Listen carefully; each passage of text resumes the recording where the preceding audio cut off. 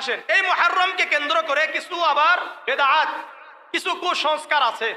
যেমন আপনারা দেখবেন মুহররম মাস শুরু হয়ে গেলে চেহারায় আঘাত করবে, কাপড় ছিঁড়বে, চিৎকার করে কাঁদবে, এরপরে তাজিয়া করবে, হুসাইন রাদিয়াল্লাহু তাআলা আনহুর কবর বানাবে এবং ওখানে হুসাইন রাদিয়াল্লাহু তাআলা আনহুকে আবার উপস্থিত করবে।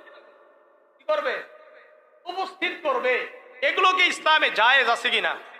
সহিহ বুখারীর নাই খালি বলবেন, বললেই হবে না, দলিলগুলো শুনেন, এগুলো জায়েজ আছে, তাই না? সহিহ মুসলিমের 1294-98 নম্বর হাদিস, عن عبد الله بن مسعود رضي الله تعالى عنه قال قال رسول الله صلى الله عليه وسلم ليس منا من ضرب الخدود وشق الجيوب ودعا بدعوى الجاهلية। আব্দুল্লাহ ইবনে মাসউদ রাদিয়াল্লাহু তাআলা আনহু বর্ণনা করেন, আল্লাহর রাসূল